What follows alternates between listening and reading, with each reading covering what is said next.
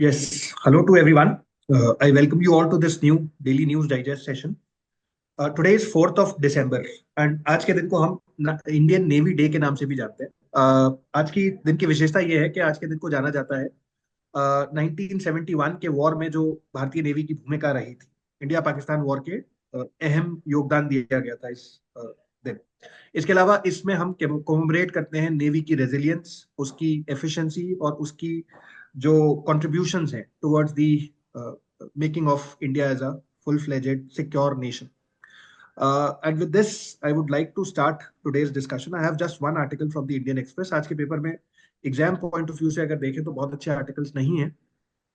एक आर्टिकल जो मुझे अच्छा लगा, which is an opinion based article. This has been written by C Rangarajan and JK Sathiya. C Rangarajan, as we all are aware, has been a very important person and chief economic adviser भी रह चुके हैं. Scrutiny of lower fertility rates isn't the answer to the delimitation crisis, इस पे article है.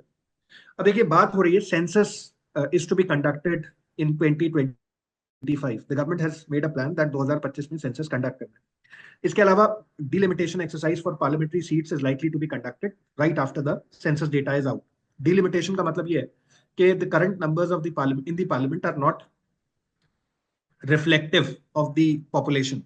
तो कुछ numbers, कुछ इलाके, कुछ स्टेट्स ऐसे हैं which are being over represented and there are some states which have been under represented, particularly states of north India, because यहाँ पे देखा जा रहा है तो पॉपुलेशन ज्यादा है और रिप्रेजेंटेशन कुछ हद तक कम है. तो यहाँ पे चीफ मिनिस्टर्स जो हैं आंध्र प्रदेश, तमिलनाडु के, they are possibly concerned. They have also raised their concerns in public platforms about the likely reduction in representatives from their states to the parliament. तो यहाँ पे देखा जा रहा है कि उनका हो सकता है रिप्रेजेंटेशन कम हो जाए. And they have also gone to the extent of saying that they would advise their people to have more children, ज्यादा बच्चे पैदा करें, ताकि जो लॉस हो रहा है in terms of parliamentary seats, in terms of resources via the finance commission, इसको कुछ हद तक संभाला जा सके. Success in reducing the fertility rate must not become a disadvantage. It must be lauded and encouraged. This is an opinion based article. तो यहाँ पे जो ऑथर हैं, राइटर हैं, वो ओपिनियन दे रहे हैं अपना. इसके अलावा लिखा हुआ है population growth affects almost all the aspects of human life and it's very important. देखिए, अभी ये चीज इसलिए भी ज्यादा अहम हो जाती है बिकॉज बहुत सारे डेवलप्ड कंट्रीज भी पॉपुलेशन ग्रोथ के लिए पुश कर रहे हैं. फॉर एग्जाम्पल 2024 में you must have seen a question in the prelims exam जिसमें बात की गई थी कुछ ऐसे देश के नाम बताइए जिसमें जो डेथ रेट्स हैं वो काफी हाई हैं और बर्थ रेट्स बहुत ड्रामेटिकली डिक्लाइन हो चुके हैं. So the answer to that question was countries like Japan, South Korea, and Italy. These are the few countries which have seen a dramatic decline in birth rates. ये चीज कुछ हद तक south Indian states में भी replicate होती हुई दिख रही. फिर इस आर्टिकल में कहा है कि जो पुराना सेंसस है वो कंडक्ट कैसे होता था. तो the census basically was conducted on the basis of population for 25 years. It first started in 1976 and after that freeze लगाया गया. जो पहला फ्रीज था 25 years तक रहा, 2001 तक. तो जो भी सीट्स का डिलिमिटेशन हुआ था उसको उन्होंने कंटिन्यू किया and this was another done for another 25 years up till 2026. And जो फ्रीज है अब ये 2026 के बाद खत्म होने का माना जा रहा है. इसके अलावा इस आर्टिकल में एक बात और लिखी हुई है, वो है रिसोर्सेस के या फंड्स के डिवैल्यूएशन के बारे में, किस तरह से डिवॉल्व किया जाता है fund. So finance commission is set up once every 5 years and decides the extent of the flow of resources and also how they are distributed among states. Right? So obviously population is a major criteria through by which funds are devolved among the nations. And जिन states ने के पास higher populations हैं and जिन्होंने कम effort लगाई है to reduce the fertility rate, they are going to gain. Right? तो effort कम लगाई fertility rate कम करने के लिए, लेकिन उस चीज का उन्हें फायदा भी होगा. Before its 14th edition, the Finance Commission's calculations were based on the population in 1971. This is compared to the freeze applied to delimitation. But when the 14th Finance Commission was asked to use the current population to offset the disadvantage to states which brought down the fertility rate, the Commission added an additional variable called demographic change. तो यहाँ पे एक नई चीज, एक नया, इस पे भी यूपीएससी प्रीलिम्स में क्वेश्चन पूछ चुका है कि जो 14th 15th फाइनेंस कमीशन थे उनके टर्म्स ऑफ रेफरेंस में क्या चीजें आती हैं, that they also be noted by the students. फिर 15th फाइनेंस कमीशन में भी ये प्रैक्टिस फॉलो हुई और 15th फाइनेंस कमीशन के रिकमेंडेशंस के हिसाब से population was given a weightage of 15%. किसी स्टेट की कितनी पॉपुलेशन है, 15%, उसको जो फंड मिलेगा उसका 15% इस बात पे निर्भर करेगा कि पॉपुलेशन कितनी है. फिर डेमोग्राफिक चेंज का जो वेटेज है वो 12.5% है. The addition of a variable such as demographic change can substantially tilt the balance in favor of states that have brought down the population growth rate. तो इस तरह से इसको चेंज करना, ट्वीक करना, this gives an indication कि if you control the या manage the population well, you are going to be rewarded for it. आपको उस चीज का फायदा हो. Another important response would be to seek accelerated economic growth in the states that have lagged behind. Several efforts are currently being made in the respect. जैसे यहाँ पे एक initiative का नाम लिखा हुआ है. I think students should definitely read more on this. The Aspirational District Program या initiative. This is a very important initiative of the government, जिससे कुछ backward districts को ज्यादा प्रोत्साहन देने की कोशिश की जा रही है. However, much more needs to be done, and the current finance commission, as well as the center and state, should come together to formulate strategies for the purpose. फिर ये बात कर रहे हैं, नीचे जब आप आर्टिकल में जाएंगे तो एक और टर्म जो बहुत इंपॉर्टेंट है वो है टोटल फर्टिलिटी रेट. इसकी बारे में बात हो रही है. तो its population is expected to peak. India की बात हो रही है कि the population is expected to peak at about 170 crore around 2070. This is when we are going to achieve the maximum population level, and फिर पॉपुलेशन धीरे धीरे decline होना शुरू होगी.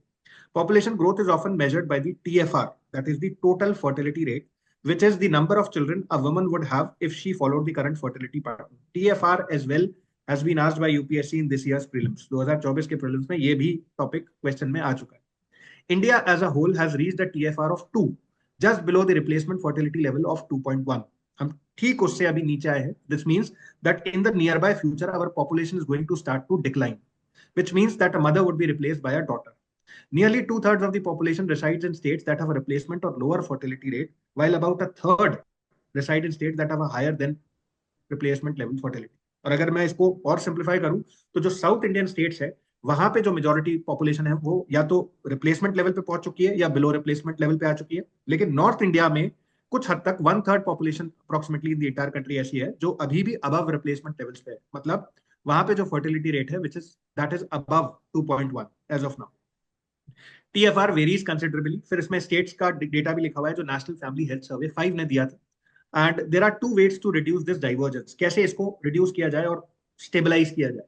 Increasing TFR in the states where it is low and reducing TFR in the states where it is high. तो दोनों तरफ से स्टेबिलिटी लाना पड़ेगी. जहां ज्यादा है वहां कम करने की कोशिश करना पड़ेगी. जहां TFR फिलहाल कम है, because that also is a matter of concern, तो उस केस में TFR को बढ़ाने की कोशिश करनी चाहिए. Any effort to raise the fertility rate of lower TFR states is unwise. India as a country is overpopulated. We will need a high economic growth rate to give even the current population a decent level of living, right? Because the latest economic growth rate data is also out. तो approximately 5.4% हमारा current जो growth है इस quarter में वो हुई है. This is not a very high number, and this is concerning. And particularly states with high fertility rate are going to have a major problem. तो this needs to be taken care of.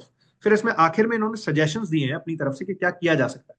A more viable and important initiative would be to accelerate the decline in fertility in the states where it is high through one enhancing women's empowerment which reduces demand for children. इसमें suggestion अगर common suggestions देखें तो contraceptives का इस्तेमाल का बढ़ावा होना चाहिए. दूसरी बात यह है कि विमेन को एजुकेशन प्रोवाइड करनी चाहिए. मैरिजेस को डिले करने की जरूरत है ताकि एक सर्टन एज के बाद ही विमेन मैरी करें. And two, rapidly improving the quality of reproductive health services which empower couples to meet their family size intentions. इसका मतलब यह है कि family planning needs to be very creatively but at the same time very responsibly done. In fact, there are only 5 states which have a TFR higher than 2.1 as of now. Focused attention on these states is called for in reducing fertility rates. Large differences in socio-economic conditions among states is not conducive to harmonious relations among them. Therefore, a multi-pronged response to differential population growth rates is clearly warranted. तो एक line में अगर इसका सुझाव कहें तो states कह रहे हैं कि उन 5 स्टेट्स में जिनमें TFR बहुत ज्यादा है उनको टारगेट करने की जरूरत है. वहां पे एक तरह से stabilization in terms of population करने की जरूरत है ताकि ये जो गैप बढ़ गया है between states which have a very high total fertility rate and states which have a lower one, this needs to be somehow reduced, and this is going to be the long term solution to this population problem of the country, right? So this with this I would now like to invite Kanhaiya sir to take this discussion forward. Thank you, sir. I have one article from the Indian Express जो मुझे लगा कि काफी exam perspective से important है. So this article is regarding Rajya Sabha passes bill to streamline exploration of oil and gas through voice vote. तो ये जो बिल है ये अपने लिए इम्पोर्टेंट होता है इस पर्टिकुलर आर्टिकल में. ये GS 1 और 2 दोनों में जाएगा. हम इसको कंसिडर करें पॉलिटिकल पर्सपेक्टिव से तो ये GS2 में जाएगा, और हम मिनरल्स की बात करें तो GS1 में हम उसको वोट कर सकते हैं। इस पर्टिकुलर आर्टिकल में हमारे लिए इम्पोर्टेंट है ये oil fields regulation and development amendment bill 2024, और ये क्या क्या चेंजेस लेके आता है। तो इसके लिए for example we can see here the provisions of this particular bill. तो इसमें हम जैसे बात करते हैं इसने क्या चेंज किया, तो first thing it changes is that, एक ये भी पता होना चाहिए स्टूडेंट्स को कि बिल किसको अमेंड कर रहा है। तो ये oil fields regulation and development act 1948 को अमेंड कर रहा है। उसमें जो प्रोविजंस हैं उसमें फर्स्ट थिंग जो चेंज हुई वो है डेफिनेशन ऑफ मिनरल ऑयल्स जो है उसको इसने एक्सपांड किया है। जो पहले जो एक्ट था वो डिफाइन करता था which only includes petroleum and natural gas, but जो अब बिल है उसने इसका डेफिनेशन को एक्सपांड किया है और उसमें इंक्लूड किया any naturally occurring hydrocarbons, coal bed methanes and shale gas and oil. तो इसने क्लैरिफाई किया है कि that mineral oils will not include coal, lignite and helium. तो ये चीजें हमारे लिए इंपॉर्टेंट हो जाती है कि इसमें हमने ऐड किया है एक तो कोल बेड मीथेन को एंड शेल गैस को। तो ये दोनों टर्म्स इंपॉर्टेंट हो जाती है स्टूडेंट्स के लिए। इस पे क्वेश्चंस भी आ सकता है। कोल बेड मीथेन होती क्या है, ये इंपॉर्टेंट है। शेल गैस क्या होती है, shale for example are type of sedimentary rock जो जनरली हम देखेंगे कि डेल्टाइक रीजन्स में, ओशियन बेड में वहाँ पाया जाता है। तो उसके अंदर जो नेचुरल गैस होती है majorly it can include 70 to 90% of methane, CH4। तो इस टाइप से स्टूडेंट्स को ऑप्शंस बनाए जा सकते हैं कि इसमें कौन सा गैस कितने परसेंटेज में है और किस टाइप की रॉक्स में ये पाया जाता है। तो इस टाइप से क्वेश्चंस फ्रेम किया जा सकता है, तो ये इंपॉर्टेंट हो जाता है। Second thing which is important is the this second part is introduction of petroleum lease. So Act provide for mining lease. The lease provide for various activities such as exploration, prospecting, production, making, merchantable and disposal of mineral oils. So prospecting is the initial stage in the search of oil and gas fields involving assessment of petroleum accumulations across large areas. The bill replaces the mining lease with a petroleum lease, which also covers similar set of activities. So existing mining leases granted under the act will remain the same, will continue to be valid.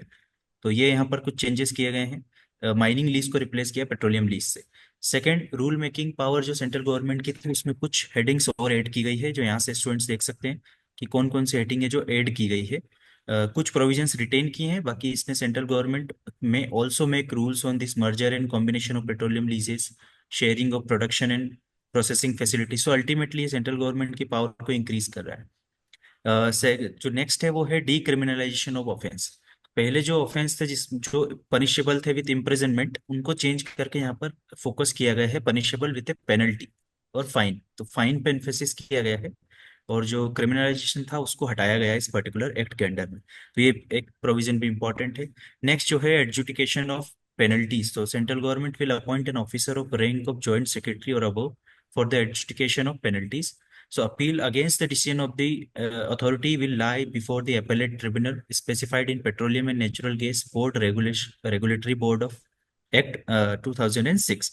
So this act designate the appellate tribunal for electricity constituted under this Electricity Act of 2003 as an appellate tribunal. तो ये जो इसके लिए appellate tribunal है वो इसके लिए भी एक्ट करेगा। तो अपील किसके पास जाएगी, वो जाएगी इस this educating authority under this particular act, petroleum and natural gas board regulatory board act of 2006।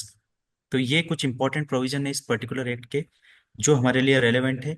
At the same time जो पूरा आर्टिकल डिस्कस कर रहा है सेम प्रोविजंस को डिस्कस कर रहा है। इसमें दो चीजें और इंपॉर्टेंट जैसे मैंने बताया, coal bed methane and shale gas, जिस पे क्वेश्चंस आ सकते हैं। इसके एक्सप्लोरेशन पे काफी डिस्कशन चल रहा है अभी। तो कौन कौन से हॉट जोन्स हैं इंडिया में जहाँ पर we can find shale gas and coal bed methane, what are the methods to extract this coal bed methane, तो मेथड्स के ऊपर भी डिस्कशन चलता है। Then what are the advantages and environmental issues related to this extraction of coal bed methane and shale gas, तो ये भी एक इम्पॉर्टेंट हो जाता है।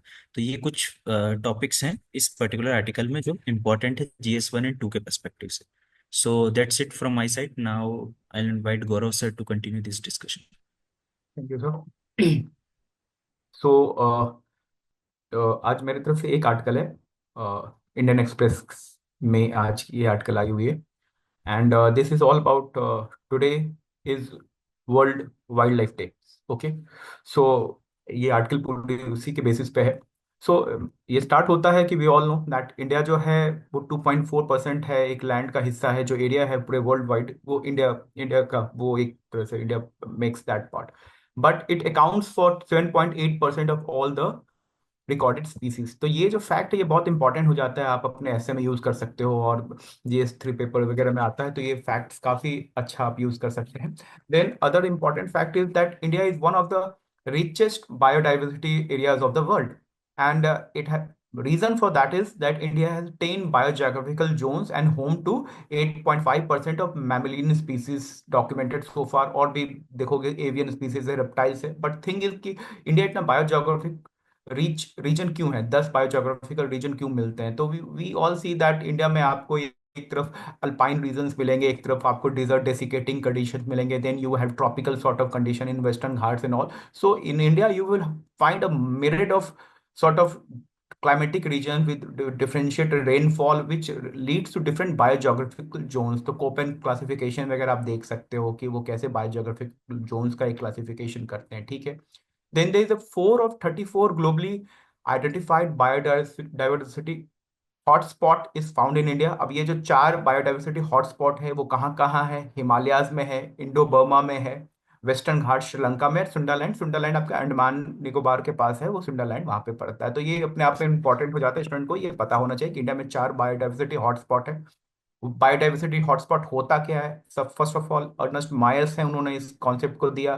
तो एग्जैक्टली बायोडाइवर्सिटी हॉटस्पॉट के क्राइटेरिया क्या होते हैं ये स्टूडेंट देख ले, ठीक है। कि एक है कि एंडेमिक स्पीसीज रहना चाहिए, फ्लावरिंग स्पीसीज का इतना कंसेंट्रेशन रहना चाहिए, तो ये सब चीजें हैं, तो वो बायोडाइवर्सिटी हॉटस्पॉट के क्लासिफिकेशन, एक क्लासिफिकेशन में मदद करता है। देन तो अब बात यहाँ पे आती है कि अगर इतना इंडिया बायोडाइवर्सिटी रिच है तो is everything rosy? No, everything is not rosy, there are challenges ahead also, and we all know that as being the most populous country in the world and with 65% of population aged under 35, India growth trajectory implies a hunger for natural resources like land, wood, timber, which is in like conflict to the like conservation of these biodiversity. So ये जो अपने आप में ये जो statement लिखा हुआ ये आपको man animal conflict, man environment conflict का जो सिचुएशन अगर इस तरह का आप कहीं कोट कर सकते हो, तो ये डेटा भी कोट करोगे तो काफी बेनिफिशियल रहेगा।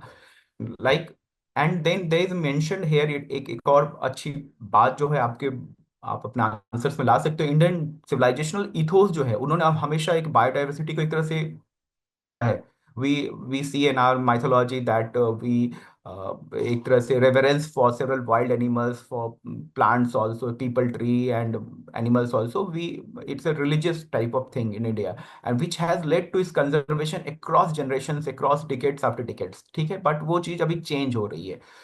Now coming to this part that since 2011, when there was 47 critically endangered species, which has increased to now 73 critically endangered species in India as of 2022। ये जो है अपने आप में मोस्ट अपडेटेड एस्टिमेट है, ये MOEF मिनिस्ट्री ऑफ इन्वायरमेंट ने इसको रिलीज किया है, that right now till 2022 73 critically endangered species है इंडिया में। एंड IUCN जो एक क्लासिफिकेशन देता है क्रिटिकली इंडेंजर्ड स्पीसीज का, when the species are at highest risk of extinction in the wild, ठीक है। आप वाइल्ड में वो खत्म हो जाएंगे, you can have in like conservation reserves and where anywhere else like in zoo and other places. The number of critically, जैसा मैंने बताया 47 था 2011 में, जो आपके इंक्रीज हो चुका है। But thing more alarming is out of 9 species of mammal considered critically endangered, 8 are endemic. अगर वो इंडिया में ही खत्म हो जाएंगे, वर्ल्ड वाइड से वाइप आउट हो जाएंगे वो, which means that their habitat is limited to small geographic area within India. These include, तो ये जो कुछ कुछ स्पीसीज के नाम दिए गए हैं ये अपने आप में इंपॉर्टेंट हो जाता है, लाइक कश्मीरी स्टैग है, हंगूल है, मालाबार सिवेट है, एंडमान श्रू, जैनकिन श्रू। अब ये सब आप जो आपको दिख रहे हैं ये जो एनिमल्स, ये मिलते का है, इनका इनका एटॉमिक एक जोन क्या है, वो भी जैसे जेंकिन श्रू है, जो जहां तक मुझे याद आता है ये आंध्र प्रदेश में आपको मिलेगा, ठीक है। और नामदफा फ्लाइंग स्क्विरल, ये आपको नॉर्थ ईस्ट में मिलेगा, नामदफा नेशनल पार्क में मिलेगा। तो ये सब इनका क्या क्या जोन है, कहाँ कहाँ मिलते हैं, स्टूडेंट को ये देखना चाहिए। And then at last they are mentioning like cat family के जो कुछ कुछ स्पीसीज है लाइक लायन, टाइगर्स, चीतास। तो इंडिया एक तरह से ये फ्लैगशिप स्पीसीज है कि इंडिया का कंजर्वेशन एफर्ट जो है इन पे लग रहा है, and it are like flagship species for the conservation effort of the government. But thing is that many other species are not, effort जो चैनलाइज होना चाहिए था उस डायरेक्शन में जितना इनके लिए हो रहा है उतना नहीं हो रहा है बाकी स्पीसीज के लिए। तो यही लिखा जा रहा है, there are only three on the list of critically endangered animals. Birds such as Great Indian Bustard face threat from sources such as power lines in Rajasthan and often fail to garner the attention they deserve for their conservation. So apart from this article, I like student to know कि एक India government of India का एक programme है integrated development of wild life habitat. तो एक तरह से holistic conservation की बात करता है integrated development of wild life habitat. उसमें 3 प्रोग्राम्स है, conservation of wild life habitat है, वाइल्ड लाइफ हैबिटेट आउटसाइड जो कंजर्वेशन रिजर्व है उसकी बात है, और तीसरा है recovery programme of these like critically endangered species. तो उसमें ये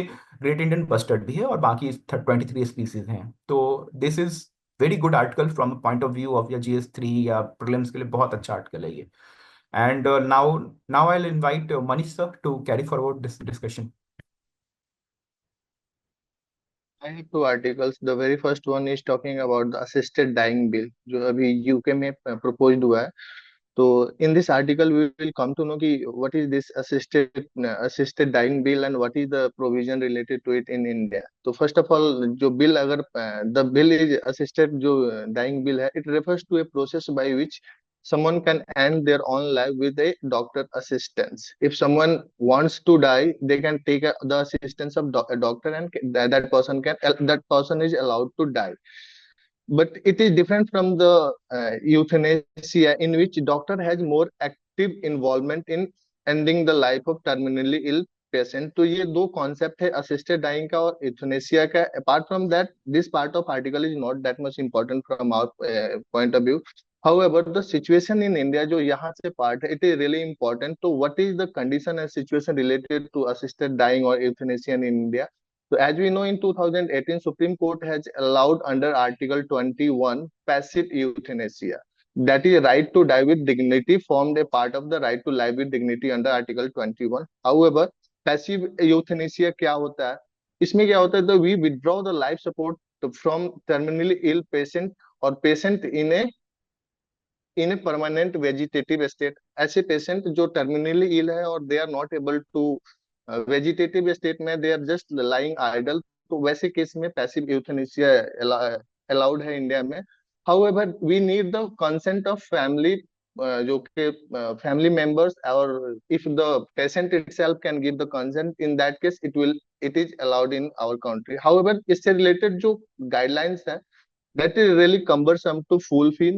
और इसमें क्या होता है, we need multiple approvals from local physicians, qualified medical boards और local administration की होती है. और कहीं ना कहीं इसको एक क्रिटिक्स भी मानते हैं, जो कि जो Indian society of critical care medical, इसके अगेंस्ट एक एप्लीकेशन फाइल किया गया था कि we need to modify the guidelines because this guidelines are so cumbersome that it is totally unworkable.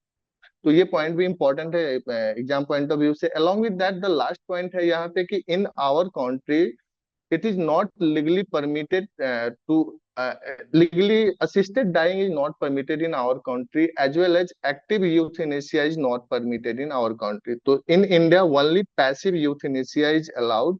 For that there is certain guidelines which need to be followed. So this is the basic takeaway of this article कि India में क्या है. एक there is another article that is related to bank bill passed, जो अभी लोकसभा में पास हुआ था. In this article there are 4 or 5 की points that is important from prelims point of view. तो इसमें जो पहला है कि now a bank account holder can have more than one nominee. Now they can nominate up to 4 nominees. along with that इसमें रेडिफाइन किया कर दिया गया इस प्रोविजन में सब्सटेंशियल इंटरेस्ट का जो डायरेक्टरशिप का होता है. ये पहले 5 लाख होता था, now it is 2 crore rupees.